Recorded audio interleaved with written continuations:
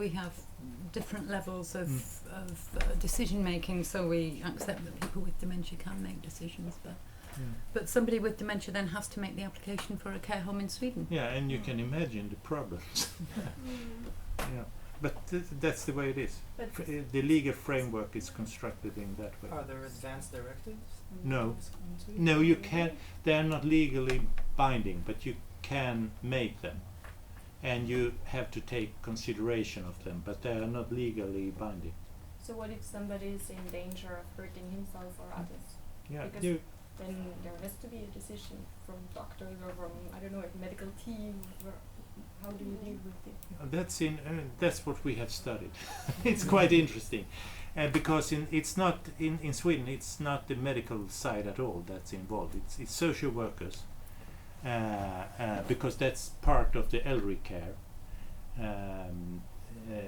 So they don't have a medical training, and they have to negotiate with people with dementia, often with some relatives present in those meetings, and it's quite interesting. We made recordings of these kinds of meetings and looked at the negotiation. So how is it with people with, I don't know, Parkinson or people, I don't know, other... It's the same. It's also social Yeah. workers who decide Yeah. whether a person is able to... Okay. Yeah. Wow. That's part of the elderly care and social care. Medical, the medical limitation is on treatable diseases, and where you finish treatment, you're referred to the social care in the Swedish system. So it's probably different in different countries, but that's probably also an extreme solution, but that's the way it is.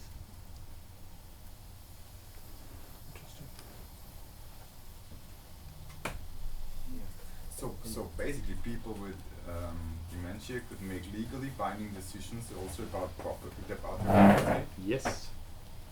And it's quite difficult to challenge that. So they sell, for example, like their house, and then they forgot about it, and on the next day they come to the house but they cannot enter it. That's a legally binding decision. And then they sold successfully their property. Yeah. Okay, So that is problematic. But what do you do, because a lot of people in late stages of dementia, Alzheimer's, they are wrongly treated with antipsychotics in other countries because of their behavioral problems. But how do you deal with behavioral problems if some person might, I don't know, it's dangerous. yeah, it could be dangerous for himself or for others. So if I think that also medical workers should be physicians together with social carers that should decide on in some occasions, like that are not only. But quite a lot of these things becomes complicated in a country with that liberal legal framework. Has there been any research on the intentions of these kind of policies? Because what is the thought behind it? Was the intention of doing that? I mean, That's what I was wondering, because if it's very hard to get into a care home, then that's going to make it even harder, isn't it? If you have dementia and you're not going to apply to go into a care home, you could be in denial. Well, the intention when it was the decisions were made was respect for the individual and the individual's right. So that's actually the human rights approach in its total consequences, what they decided. And that was the sort of intention and reason some 25 years ago when it was decided.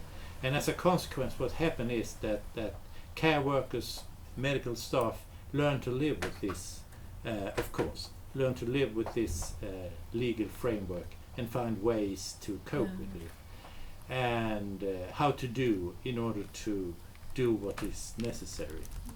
So, as always, it's a bureaucracy that people have to cope and find ways. But this sort of, but the legal framework is a bit. I don't know of any other European or Western country with that kind of legislation. You're not even allowed to lock people in a ward.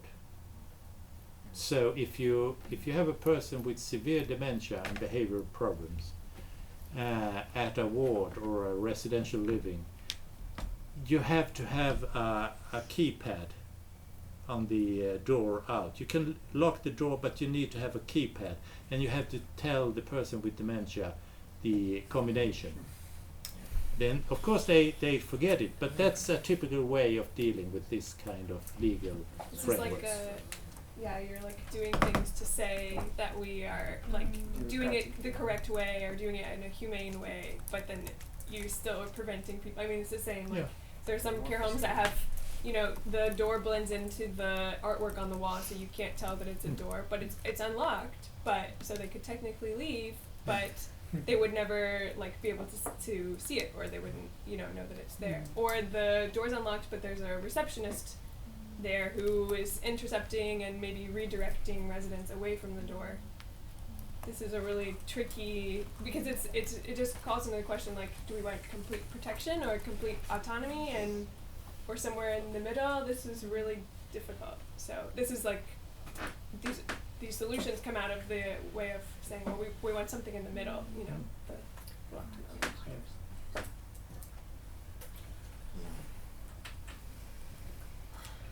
Yeah, so we already talked about a lot of things, and I think we have a very good understanding about dementia care and how it is related to our daily life approaches. And we need to consider not only the biological aspects, also the social, cultural, and environmental aspects to deal with them. Yeah, and if we don't have any other opinions, maybe we can go for lunch.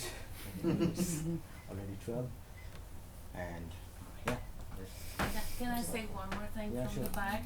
I tried to shout up because Andrea said I'm in the back. I'm in the back, and I just wanted to say, are you aware that 4.5% of the population in general has communicative problems?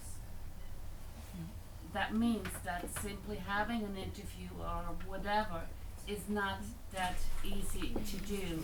And how do you deal with that as a researcher? That's only what I wanted to give you as a message. Be aware of that.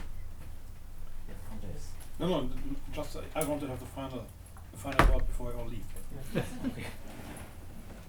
Because I just need to take the opportunity to remind you for the bills and for the drinks and everything. So if you check out, if you leave now, or if you check out, you have to pay for your rooms and the entire package at the reception. We don't pay through Linköping University. You have to pay directly here at the reception. And yesterday, even in what was booked, the drinks are not included. So, and yesterday evening there were several drinks left. They were not booked to a room. So you have to book it to your room, and then pay the whole thing on the departure. So I think there were 7 or 8 beers left and several. We pay it directly. If you paid it directly.